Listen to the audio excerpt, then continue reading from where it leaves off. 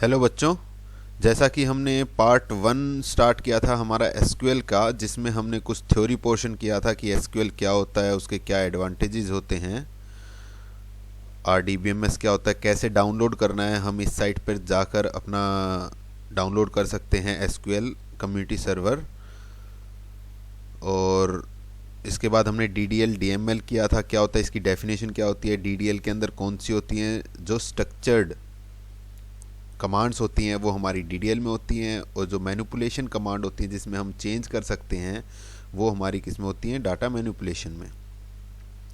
इसके बाद हमने क्या किया था, डाटा टाइप्स किए थे, इंटीजर, डेसिमल, कैरेक्टर, ये सब हमने क्या किए थे, डाटा टाइप्स किए थे। इसके बाद हम आगे चलते हैं हमारे नेक्स्ट टॉपिक में, कॉन्स्टेंट्स। तो कॉन्स्टेंट्स क्या होते हैं? कॉन्स्टेंट्स वो होते हैं जो आपका कंडीशन का काम करते हैं। जैसे आप कोई फील्ड के ऊपर आप कोई पर्टिकुलर कंडीशन लगाना चाहते हैं तो वो आप लगा सकते हैं यूजिंग कॉन्स्टेंट्स। जैसे constants are the condition that can enforce on the attribute of a relation. Relation का मतलब यहाँ पर टेबल है। टेबल में आप किसी भी एट्रीब्यूट, एट्रीब्यूट का मतलब कॉलम है, जो हमने ऊपर किया था, लास्ट वीडियो में भी किया था। तो किसी भी कॉलम में आप कोई कंडीशन लगाना चाहते हैं तो लगा सकते हैं। उस प्रोसेस को ही क्या बोलते हैं, constants. It is a rule associated with table. ये एक तरह का रूल बन जाता है कि उस टेबल के अंदर एक आपने रूल लगा दिया कि इस फील्ड के अंदर यही डाटा आएगा, इसके अलावा डाटा नहीं आएगा। ठीक है, तो इसके लिए हमारे पास कुछ कंस्ट्रेंट्स हैं। कौन कौन से हैं? Not null. नॉट नल का मतलब भाई ये एट्रीब्यूट या ये कॉलम खाली नहीं होना चाहिए। जैसे डाल देते हैं हम एडमिशन नंबर या सीरियल नंबर। सीरियल नंबर के आगे हम क्या लिख देंगे, नॉट नल, कि वो खाली नहीं होना चाहिए। नेम, नेम के आगे आपने लिख दिया नॉट नल, मीन्स वो खाली नहीं होना चाहिए, कुछ ना कुछ नेम आपको डालना पड़ेगा। यूनिक, प्राइमरी की, ठीक है। तो ये क्या होते हैं आपका, अगर आपको यूनिक डाटा डालना है, हर बारी आपको यूनिक डाटा डालना है तो आप यूनिक कंस्ट्रेंट लगा सकते हैं। प्राइमरी की भी वही काम करता है, यूनिक की तरह ही है लगभग तो, लेकिन प्राइमरी की क्या करता है, टेबल के अंदर आप एक ही प्राइमरी की सेट कर सकते हैं, एक ही कॉलम में प्राइमरी की लगा सकते हैं जो आपके टेबल के डाटा को यूनिकली आइडेंटिफाई करता है। ठीक है। डिफ़ॉल्ट, डिफ़ॉल्ट का मतलब आप कोई पहले ही वैल्यू सेट करना चाहते हैं। जैसे आपकी वैल्यू पहले ही फिक्स है, जेंडर में आप क्या लिखते हैं, 2 वैल्यू लिखते हैं, मेल या फीमेल, तो आप पहले ही फिक्स करना चाहते हैं कोई वैल्यू, तो वो डिफ़ॉल्ट में आप कर सकते हैं। चेक कॉन्स्टेंट में क्या होता है, अगर आप कोई कंडीशन लगाना चाहते हैं कि भाई मार्क्स आपने डाल दिए 40, लेकिन आपने कंडीशन लगा दी भाई मुझे 50 से अबव मार्क्स होंगे तो ये एंट्री कर पाएगा, वरना ये नहीं कर पाएगा। फॉरन की, तो ये आप कॉन्स्टेंट्स लगा सकते हैं। अब कैसे लगाएंगे ये हम आगे स्ट्रक्चर में सीखेंगे। तो कांस्टेंट का मतलब यही है, बस आपको कंडीशन लगाना कोई भी किसी भी एट्रीब्यूट के ऊपर टेबल के अंदर। अब हमारे पास आ गया, हम एसक्यूएल कमांड यहाँ से स्टार्ट कर रहे हैं कि कैसे होगा, कैसे करेंगे। सबसे पहले हमारे पास आता है भाई डाटाबेस को क्रिएट करना। ठीक है, जैसे आप कोई भी एसक्यूएल कमांड को, एसक्यूएल सॉफ्टवेयर को ओपन करेंगे तो आप उसके अंदर टेबल बनाएंगे, तो उससे पहले आपको डाटाबेस सेट करना पड़ेगा कि आप कौन सा डाटाबेस बनाना चाहते हैं। तो सबसे पहले आपको क्या करना है, डाटाबेस क्रिएट करना है, क्रिएट डाटाबेस। ठीक है, ये सब क्या होते हैं, फिक्स हैं यहाँ पर, इसलिए मैं बोल्ड कर देता हूँ इनको। आपको यहाँ पर डाटाबेस नेम में उसका नाम लिखना है। जैसे मैंने एग्जांपल दिया है, डाटाबेस, क्रिएट डाटाबेस स्कूल, मैंने स्कूल नाम से बना दिया। आप कुछ भी बना सकते हैं, जी स्कूल, जी लिटरा वैली स्कूल, या अपने नाम से बना सकते हैं डाटाबेस, या आपकी ऑर्गेनाइजेशन के नाम से बना सकते हैं। तो फिर उसके बाद बनाने के बाद हम क्या करेंगे, यूज़, क्योंकि हम अब डाटाबेस बना चुके हैं, इसको अब हमने क्या करना है, यूज़ करना है। तो हम क्या करेंगे, यूज़ एक कीवर्ड है, इसके बाद हम क्या करेंगे, उस डाटाबेस का नाम लिख देंगे और सेमी कॉलम। हर कमांड के बाद आपको सेमी कॉलम लगाना है और फिर एंटर प्रेस करना है, तो वो कमांड एग्जीक्यूट हो जाएगी।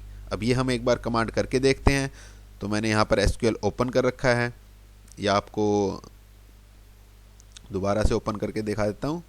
जैसे मैंने यहाँ पर ऑल प्रोग्राम्स में हम गए, माई एसक्यूएल में मैंने 5.6 पुराना वर्जन कर रखा है, क्योंकि मेरा लैपटॉप नया वर्जन को सपोर्ट नहीं करता। ऐसे ही कई बच्चों की क्वेरी भी आई थी कि हमारा 8.0 नहीं चल रहा है, तो मैंने उनको यही कहा था कि पुराना वर्जन कोई डाउनलोड कर लीजिए, क्योंकि पुराने पीसीज में हमारा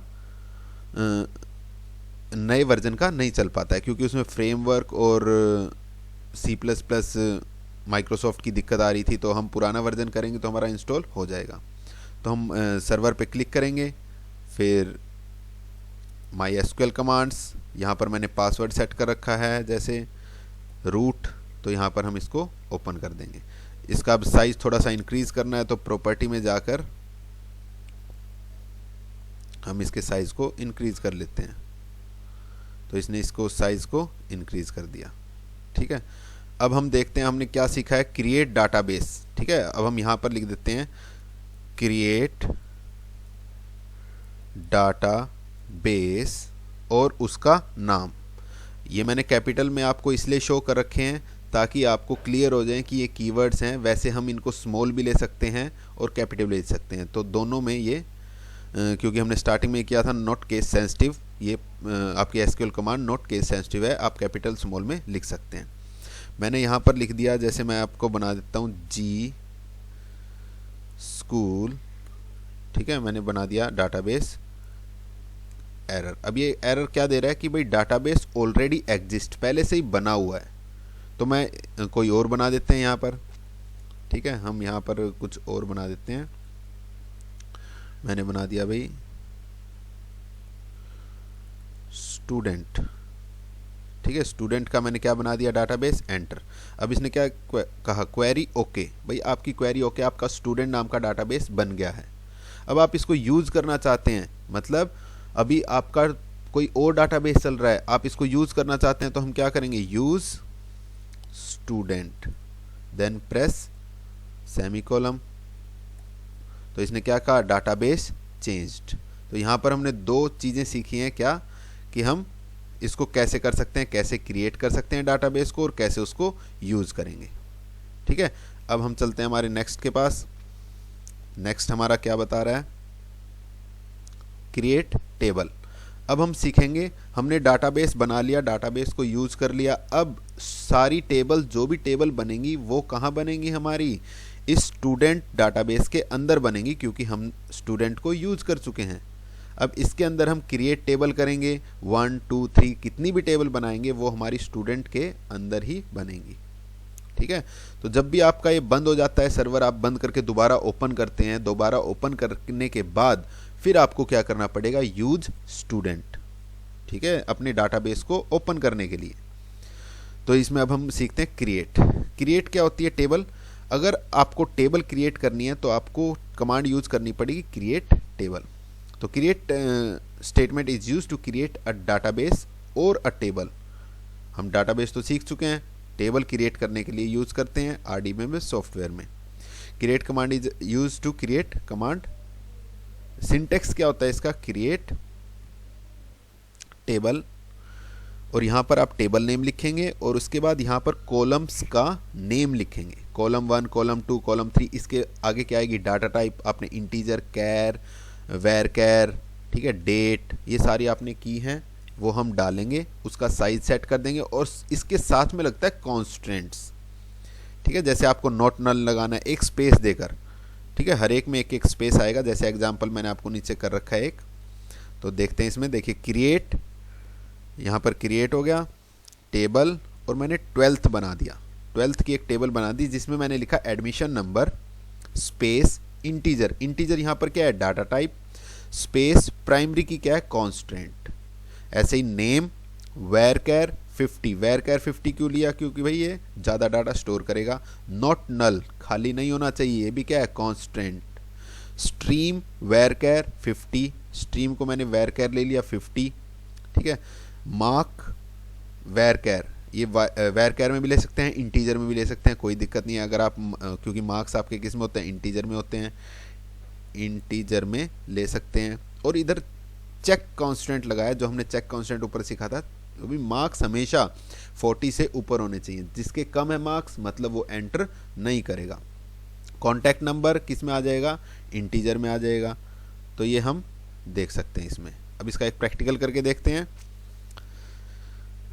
तो हमने फिर से अपना सॉफ्टवेयर ओपन कर लिया है। यहाँ पर हमने क्या करना है, जैसे हमने सीखा है वैसे ही करना है, बस क्रिएट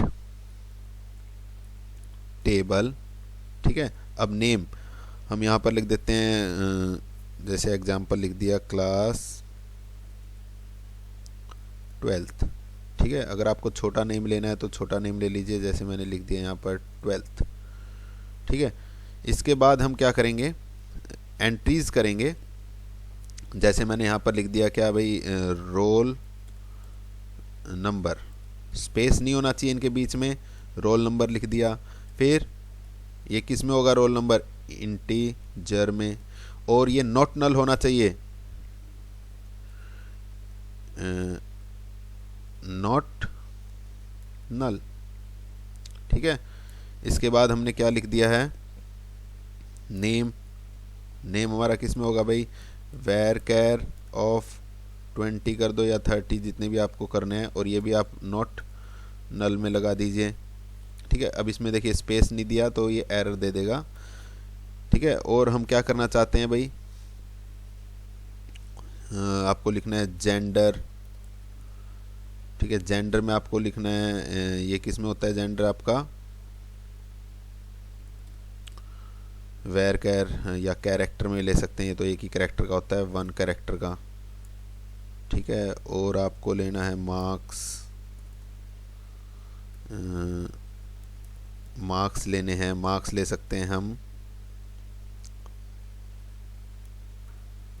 इंटीजर में, और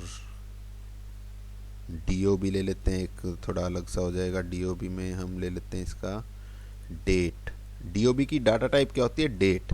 इसके बाद हम करते हैं स्ट्रीम लेना चाहते हैं, स्ट्रीम हम ले लेते हैं वेर कैर 50। ठीक है, अब इसको रन करके देखते हैं, इसको रन करके देखते हैं। अब यहाँ पर हम सेमीकोलम एंटर, तो इसने क्या दिखाया हमें भाई, आपकी क्वेरी ओके है, और उसने क्या किया, टेबल को क्रिएट कर दिया है। तो आपकी क्या टेबल बन गई, क्लास 12th नाम से टेबल बनी है, और किस डाटाबेस के अंदर, स्टूडेंट के अंदर। ये याद रखना है आपको, रोल नंबर आपने इंटीजर में लिया, नॉट नल, ये सारे हमने उसी तरीके से किया जैसा हमने यहाँ पर सीखा है। ठीक है, तो आपकी टेबल क्वेरी बन गई है। अब आप इस टेबल के स्ट्रक्चर को देखना चाहते हैं। ठीक है, तो ये होता है आपका स्ट्रक्चर देखने का तरीका। ठीक है, कि आपकी टेबल बनी है, उसका आपको डिस्क्राइब करना है, स्ट्रक्चर देखना है, तो वो कैसे देखते हैं, DESC कमांड से, या पूरा डिस्क्राइब लिख देंगे, उससे भी देख लेंगे। तो देखते हैं डिस्क्राइब से क्या होता है भाई, यहाँ पे लिखा DESC और टेबल का नेम, टेबल का नेम हमारा क्या है, 12th। ठीक है, अगर मैं छोटा 12 लिखता हूँ तो भी ये चल जाएगा, देखते हैं चलता है क्या, नहीं चल गया है। तो हमने देखिए कौन सा लिया था, देखिए यहाँ पर रोल नंबर लिया था भाई, इंटीजर लिया था, तो इसने 11 तो अपने आप ले लिया। इसके बाद हमने क्या लिया है भाई, नेम वेर कैर 20 लिया है, वेर कैर 20, और नॉट नल है, तो मतलब इसने क्या कर दिया, नो, ये खाली नहीं हो सकते। जेंडर में क्या लिया, कैरेक्टर 1, इंटीजर में मार्क इंटीजर, डीओबी डेट, ये सारी हमारा क्या है, एक तरह का डिस्क्राइब करता है टेबल को, DESC कमांड। ठीक है, इसके बाद हम चलते हैं नेक्स्ट इंसर्ट के पास। इंसर्ट का मतलब टेबल तो हमारी बन गई ब्लैंक, लेकिन अब वैल्यूज़ इंसर्ट करें, कैसे करें इंसर्ट, उसके लिए हमारे पास इंसर्ट कमांड है।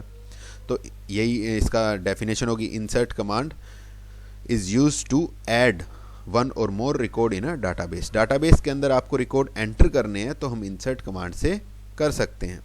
तो नाम से ही हमारी ये डेफिनेशन बनती जाएगी, हमें सिर्फ सिंटैक्स सीखने हैं कि कैसे हम इसको अपनी प्रोग्रामिंग में करेंगे, SQL में करेंगे, जिससे उस टेबल में इफेक्ट होगा। तो इंसर्ट क्या कह रही है भाई, इंसर्ट इनटू, ये फिक्स वर्ड हैं जिनको मैं बोल्ड कर रहा हूँ, इनको आप चेंज नहीं कर सकते हैं, स्मॉल और कैपिटल में लिख सकते हैं, लेकिन ये आएंगे। इंसर्ट इनटू, किस में इंसर्ट करना है, टेबल नेम, यहाँ पे क्या आ जाएगा, 12th। वैल्यूज़ इंसर्ट करनी है, और ये वैल्यूज़ की सीक्वेंस उसी फॉर्म में होनी चाहिए जिस फॉर्म में आपकी टेबल की कॉलम्स आपने ली हैं, जैसे रोल नंबर, नेम, ठीक है, फिर जेंडर, जो भी आपने लिया उसी सीक्वेंस में आपका डाटा जाएगा।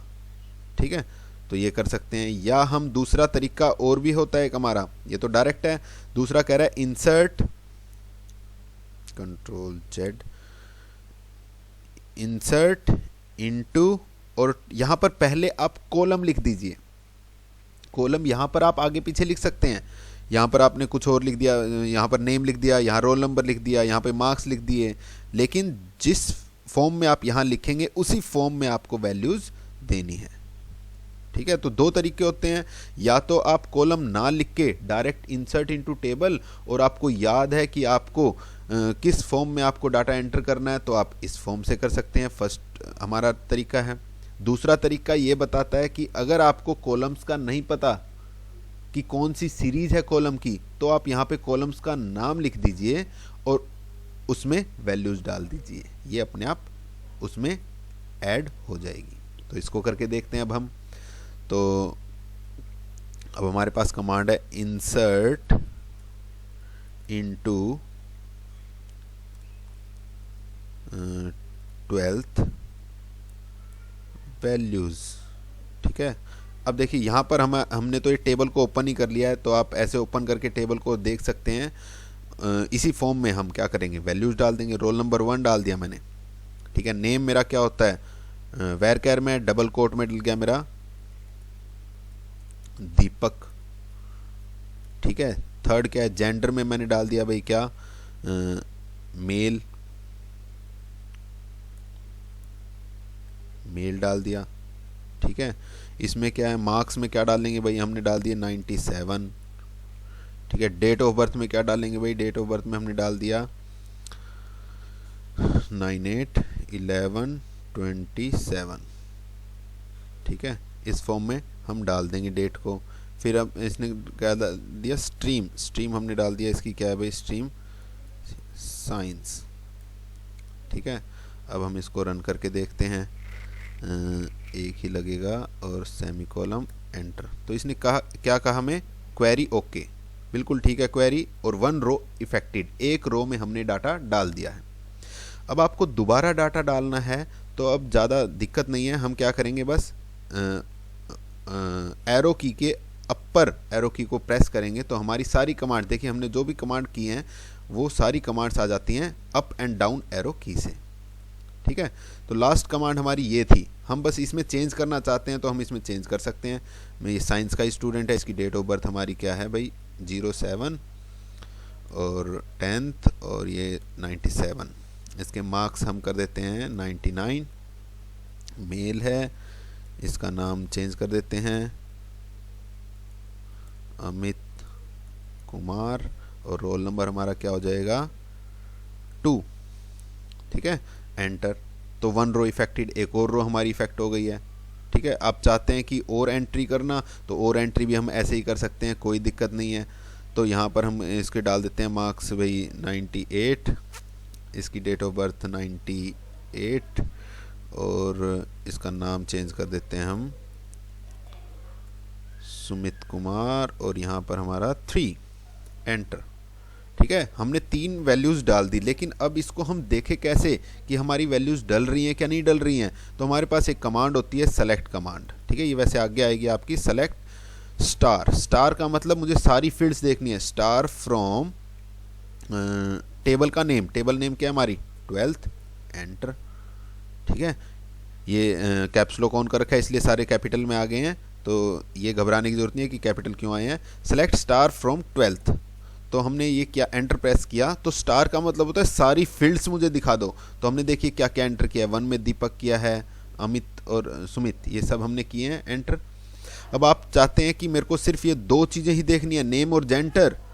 ठीक है, नेम और मार्क्स देखने हैं, तो हम यहाँ पर क्या कर देंगे, कमांड अपनी वापस वही लेंगे, स्टार की जगह हम क्या लिख देंगे, नेम, और तो हम यहाँ पर नेम और यहाँ पर क्या लिख देंगे, जेंडर। ठीक है, नेम एंड जेंडर।